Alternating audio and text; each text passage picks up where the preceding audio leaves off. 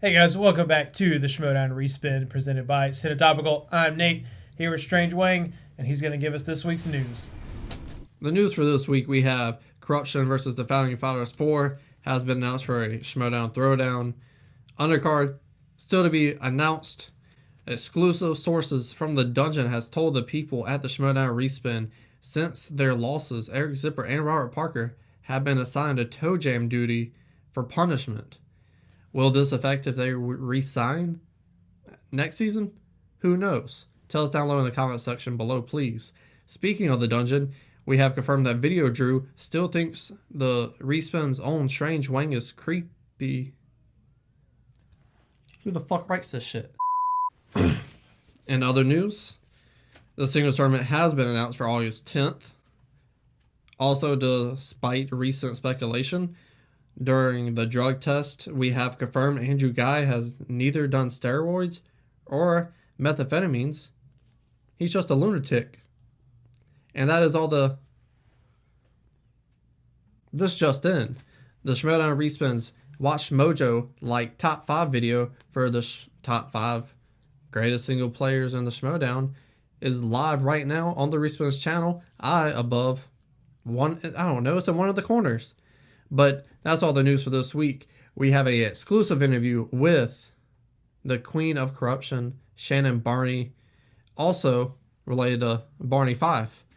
Tell us down below if you have any people you want to see for our next interview. And stay tuned because after the interview, we do have exclusive match analysis for you guys. Shannon, welcome to the Schmoedown Respin. We're really happy to have you here today. But let's get right into it. We know you must be really proud of your boys, Chance and Mike, for making it to the finals, guaranteeing that Corruption is going to win the Inner Geekdom tournament.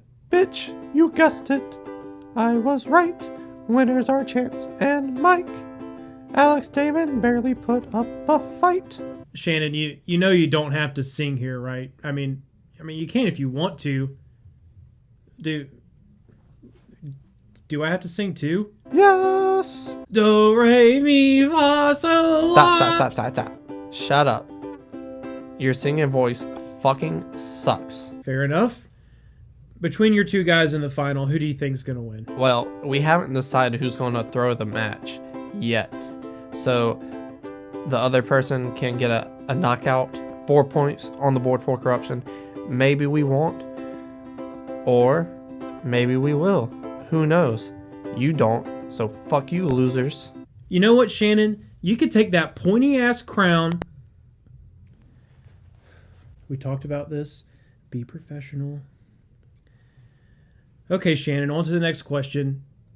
Shannon? She left. First up in this week's matches, we have the Barbarian representing the Finstock Exchange, currently 2-0 in the Inner Geekdom division, against Chance Ellison, 2-1, representing Corruption. Chance has a perfect round in round 1, also known as a Nate's hair round. Hits the bonus question as well. It's at 11-9 going into round 2. Chance has heroes and villains, and despite an incredibly mediocre Sean Connery impression and having the Barbarian answer one of his questions for him, it's a decent round.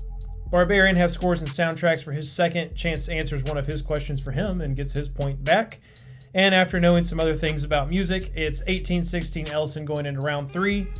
In round 3, as usual, I skip through the players picking their numbers, but Chance must have picked the right ones because he ends up walking away with the win. Serves Barbarian his first loss and moves on to the final in the Inner Geekdom tournament. Not for one second I thought the Barbarian was going to win. Mm-hmm.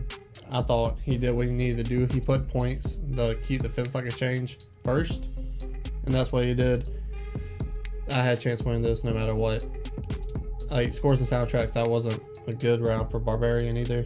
He seemed to be really excited about that. Yeah, it seemed like he felt like he was going to know a lot more. Yeah, but it kicked him in the face. Something about the Finstock Exchange players and thinking they know about scores and soundtracks and not living up to it must be a trend in the old Finstock Exchange. It definitely happens.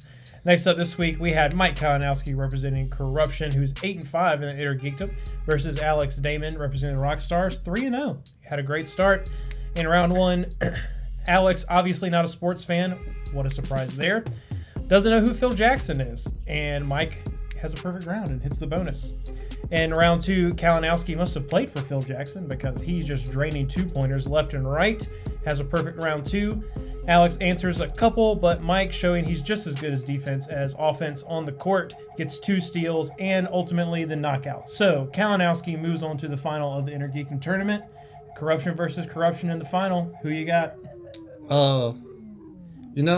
Shannon said something in that interview that made a lot of sense. What's that? When she said somebody might throw the match for the 4 points. That's incredibly smart. And I totally think they should do that. I think Mike being in the single tournament, I think you give it to Ellison, let him have a shot. Smet's never played Ellison. It's harder for him. There's less game tape. It's hard for him to study for him. That's true. So if you want champions in corruption, you send Ellison up, set him up to win, and there you go. You got 4 points in a title match. Yeah, I agree wholeheartedly. If corruption does not corrupt the match, I think Mike has this one, obviously. Now, if they do corrupt the match, you think Harloff will step in and make him replay the game? I think if that happens, he'd probably just void it altogether from them. And I don't think he'd put up with that. And I think he'd probably kick them out of the league. Yeah, try it, I guess. Thank you for tuning in to the Schmoedown Respin at 10 o'clock live. Depending on what coast you are. I don't know what coast you are, but it sounded nice. Make sure you like, share, comment, and subscribe.